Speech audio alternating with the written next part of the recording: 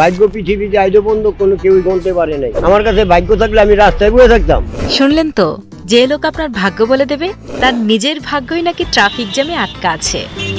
অথচ গুলিস্তানের এই ৩ নম্বর গেটে গেলেই দেখবেন কেউ হতে চায় কোটিপতি, কেউ যেতে চায় আমেরিকা, আর এই সব মুশকিল আসান করতে বসে আছে ছোট্ট এক টিয়া পাখি। এই টিকিটের লেখা আছে, কিছু উপদেশ লেখা আছে, এটা কেউ পড়া, কেউ মনের বুঝ পায়, কেউ আনন্দ পায়, কেউ আবার ভুয়া কয়, এটা যার যার মনের ব্যাপার। টেনশনে আছেন গার্লফ্রেন্ড ভেগে গেছে নাকি ব্যবসায় লস?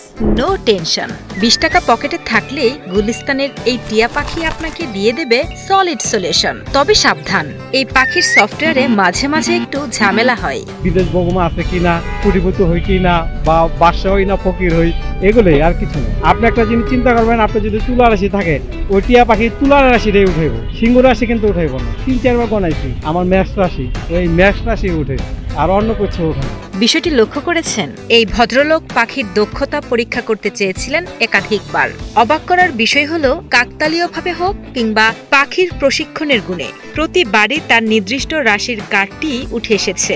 অনেকের কাছে এটি অন্ধবিশ্বাস মনে হলেও যারা নিয়মিত এখানে আসেন তাদের কাছে এটি এক ধরনের মানসিক আশ্রয়। আমার রাশিটা কি রাশি, এই জন্যই দেখলাম চেক করে, যে আমি কোনো সময় দেখি নাই, তো আনন্দের জন্য যে আমার কি এমন রাশি, তো দেখলে একটা আনন্দ পেলাম। মানুষের এই বিশ্বাস আর কৌতূহলী মনসুর আলীর রুটি রুজি। নারায়ণগঞ্জের সিদ্ধিরগঞ্জ থেকে আসা এই বৃদ্ধ গত ৪০ বছর ধরে টিয়া পাখি আর সোলেমানি ফালনামা নিয়ে এভাবেই জীবন পার করছেন।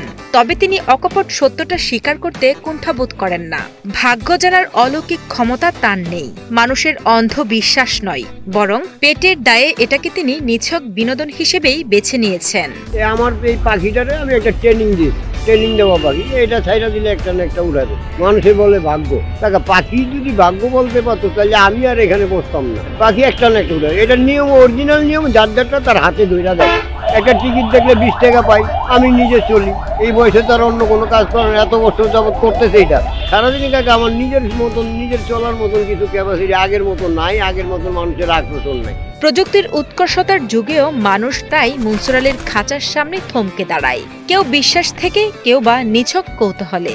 ২০ টাকার এই টিকিটে হয়তো কারো ভাগ্য বদলায় না, কিন্তু মন খারাপের দিনে হতাশাগ্রস্ত কেউ কেউ এতে খুঁজে পান এক চিলতি সান্ত্বনা বা মানসিক প্রশান্তি।